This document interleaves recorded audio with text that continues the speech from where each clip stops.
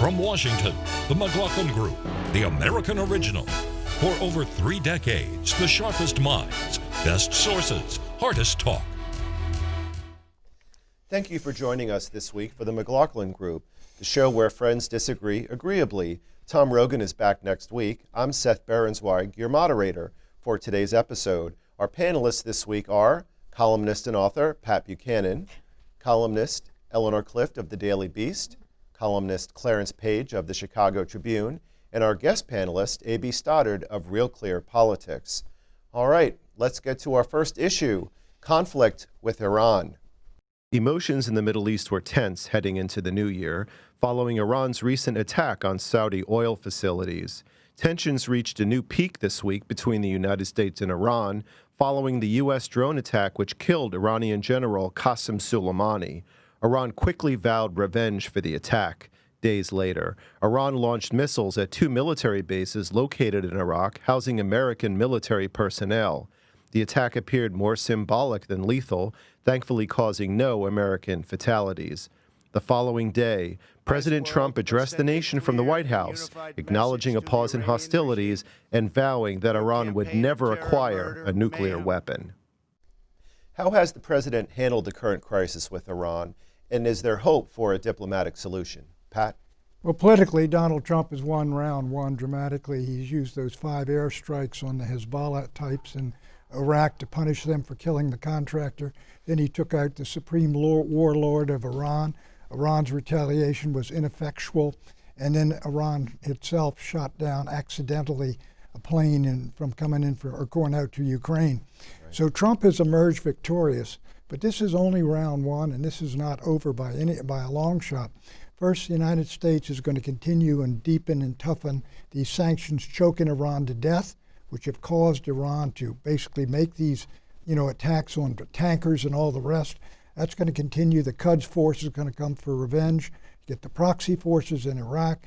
So this thing is going to be a longer session between us and Iran, frankly. And there's a war party in this country that really wants a war between the United States and Iran. It's here, it's in the Middle East, and I think those folks haven't given up their main project. Who are those folks? Who are those folks in the United States? They're in the think tanks, the neoconservatives are there. You get liberal interventionists from the Washington Post area. But then you've also got the folks in the Middle East that are very much in favor of this, the Israelis. Netanyahu, his project number one is get the Americans to take out Iran and do Israel's work for it. There's a number of them. Eleanor, we saw some potential de-escalation during the week. Where do you see this headed next? The president took an enormous gamble in taking out this general, and he rolled the dice, and I agree with Pat. He has dodged a worse development in this first round, but he's nowhere clear, and the neocons are back, the same people who pushed us into war with Iraq and have wanted war with Iran for decades. They're pushing him, and I think Secretary of State Pompeo would be the leading member in pushing for this strike. At first, I thought it was just an impetuous act by the president, but no, the Secretary of State has been pushing him to do this since August. I think it opens the door politically for Democrats to say, are you the Reagan era line? Are you safer today than you were 4 years ago? And I think the answer to that is no. We're going to be driven out of Iraq. I think our embassies are under more threat. We don't know where this is heading. And the president had a chance to offer a bit of an olive branch to Iraq to bring them to the negotiating table, to Iran. Instead, he's doubling down on sanctions, also wants to sanction Iraq because they have hosted Iran in their country. This is a president who has 2 warring impulses. One, he wants to withdraw from the Middle East. He wants NATO to be the troops there. He wants to just get out. He wants to keep his campaign promise, ending all of these endless wars. And then 2, he wants to be the tough guy. He wants to respond. He wants to, so, he's going to do both things. And so we're in for a very unstable time. A.B., is there any diplomatic door here for President Trump? I mean, he loves deals. He always talks about deals. He's said in the past that he would talk to Iran.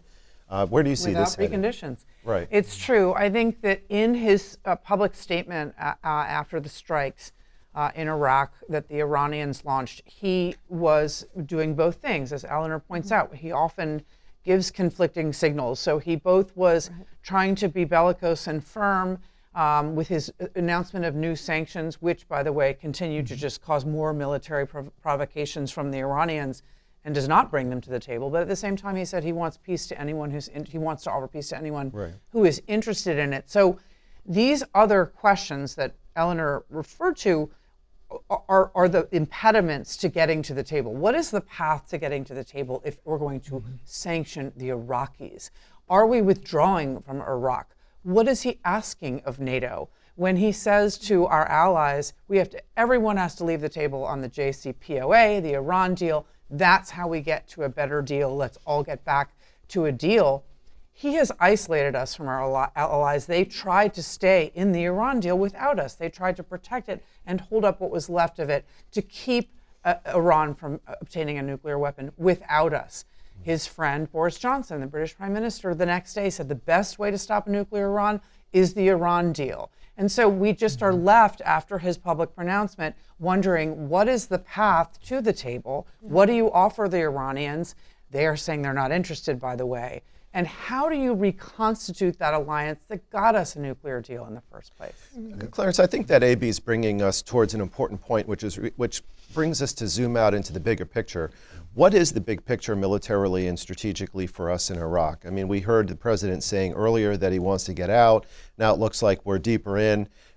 What is our strategic position, and is there any kind of strategic discipline as it is being applied to that region? You mean, what is the Trump policy toward, toward Iran or any other foreign country? As we sit here today, right? It's and we've said it before, haven't we? It's an a la carte policy. You don't know exactly what he's going to do next, and he likes that element of surprise, even when he's surprising himself. I mean, even during his big announcement the other day, he spoke of how it appears that Iran is standing down.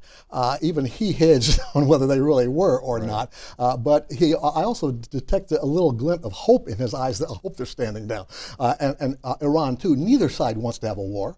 But both sides have constituencies that are militant and want to see some kind of action here. Now, I've heard that there were back-channel communications going on between Pompeo and the Iranian mullahs that they want to try to lay some kind of a groundwork for a negotiation anyway, which at least is moving in a positive direction. No, Seth, what we need is a modus vivendi between the United States and Iran. We have two of us, we got something in common.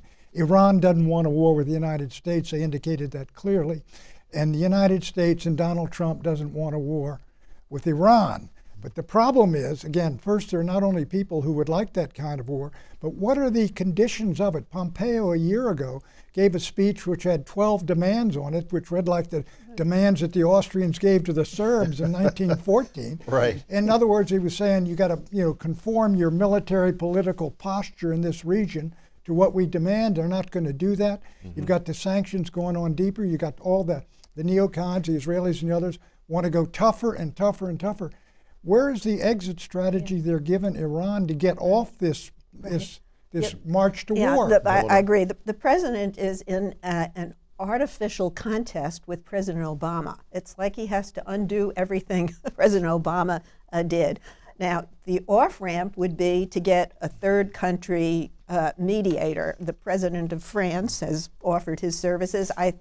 Even Abe of Japan has been suggested. But the president is probably not going to allow another third country in. But you need somebody to sort of mediate this. And the obvious thing is you reconstitute the nuclear deal, and then you build on it, which is what he should have done when he came into office. And he has the chutzpah to say, when I'm president, they'll never have a nuclear weapon. Right. He's not going back to that deal. He inherited a deal that put a cap on them for 15 years out. Well, I think that at some point diplomacy is going to have to re-enter the stage, regardless of where we go. But we'll have to keep a close eye on it as things continue to develop in Congress. You could have the alternative, Seth, to diplomacy.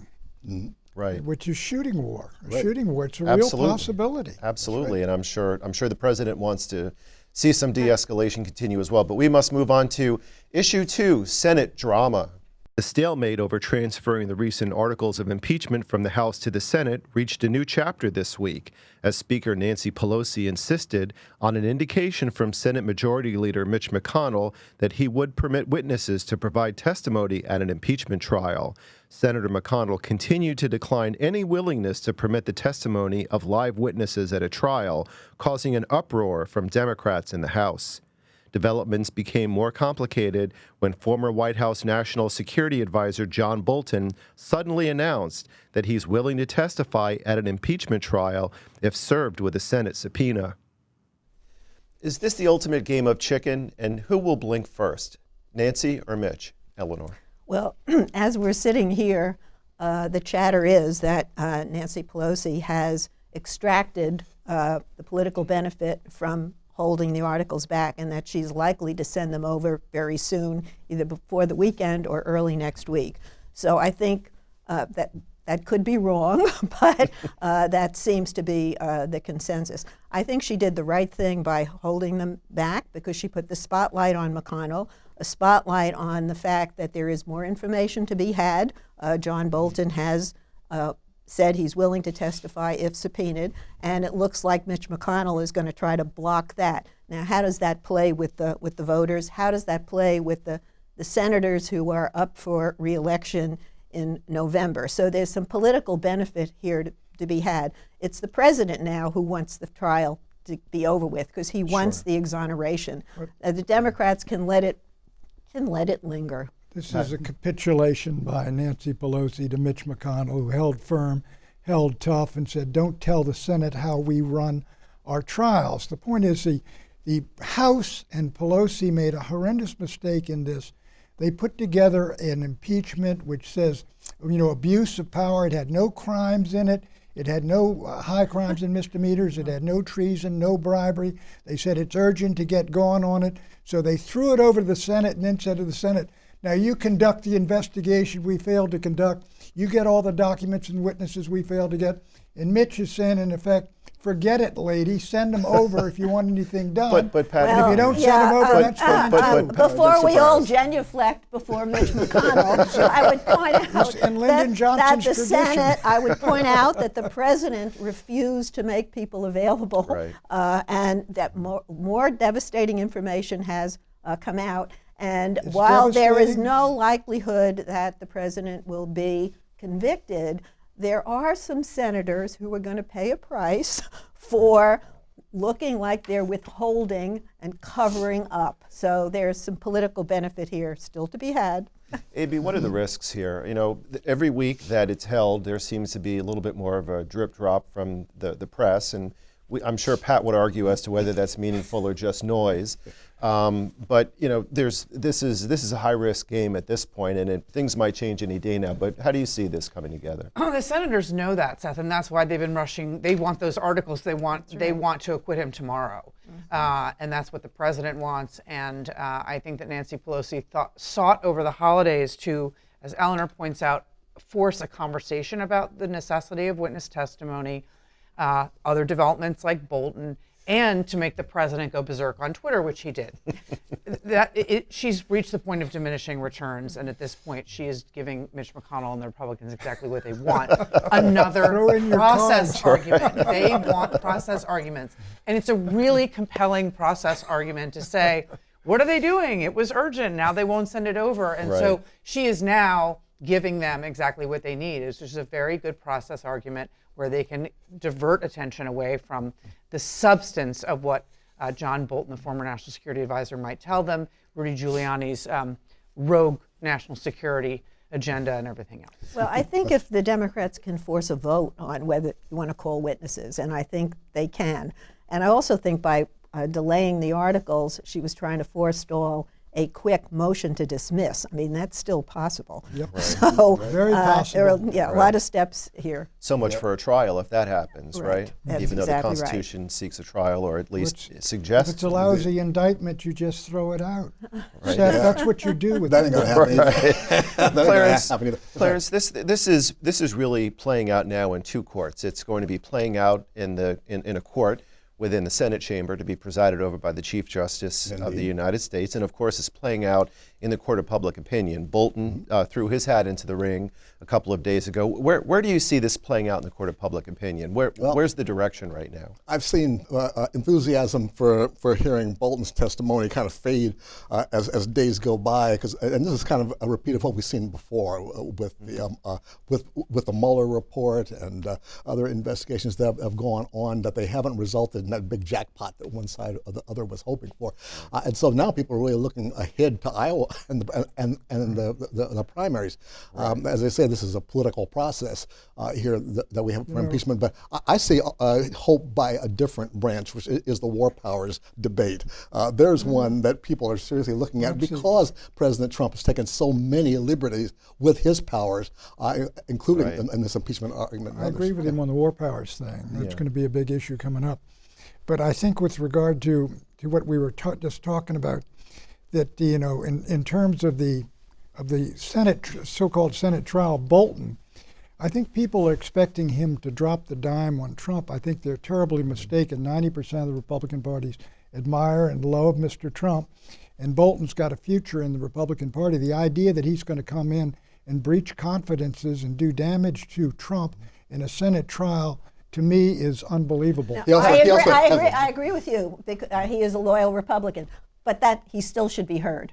I mean, the Democrats can't count it. He should be heard. He's at the center of this. He called it a drug deal, and he sent his lieutenants with this information to the National Security Council lawyer. It's not as if he can cover that up now. That's right, and he's writing a book about it. Yeah, but I do not believe Bolton is coming in there to do a John Dean on the President of the United States for a second. That's not the issue. That's not the issue. That is the issue. No, he should, whatever he says should be heard. It's not, He can go testify to the House right now. Well, why don't they call him up? Good luck because the House investigation is over, as you well know. That's the problem. Pat, why isn't there... The Senate trial is ahead, and Senate trials have witnesses. You can't with a straight face. Tell it to Mitch. You can't with it. Well, we've tried. We've tried, and I'm assuming that the voters are going to notice who the obstacle, the big boulder is, preventing them from learning what really happened. Is there a this. strategy for the Republicans to say to Nancy Pelosi, look, if you want witnesses, we'll let John Bolton in. There's nothing new, arguably, that's going to be out there. I think that there is tons of testimony relative to what he's going to say. You're a good government guy. This is not about that. This is about just what you were saying earlier. Get that thing in there and then get it denounced and then get it out of there. Right.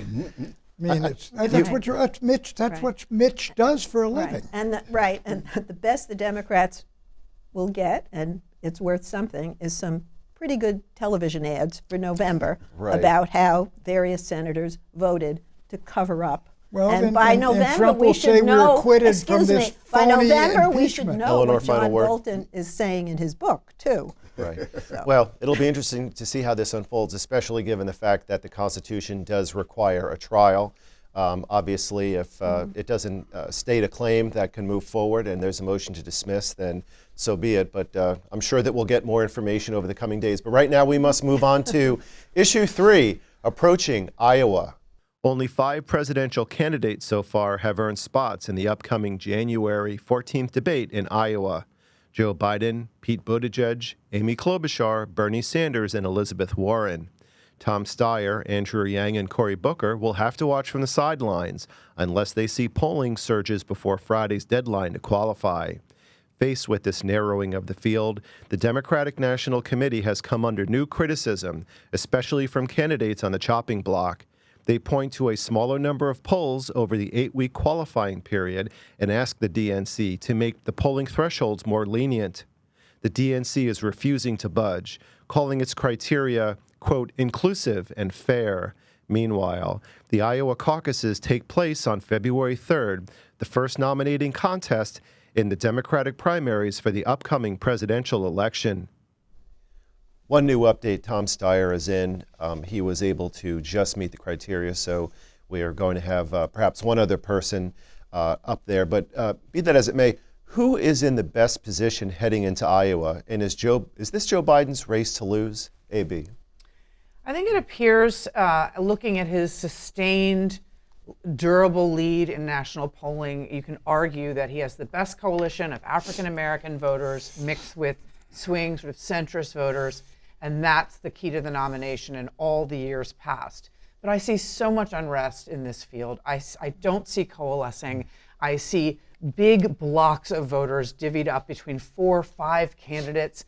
I just think that this is really still a jump ball, and I think it's very volatile. Still a fight between progressives and the center, still a fight between old and young.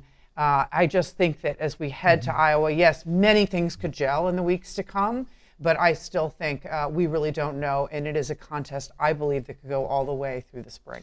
Well, we've seen surprises in Iowa before. As you know, the caucus process, of course, is quite different than the primaries that most states have. And those of you who have not witnessed it, it is quite a sight to see. It kind of reminds me of the trading floor at the Chicago Mercantile Stock Exchange.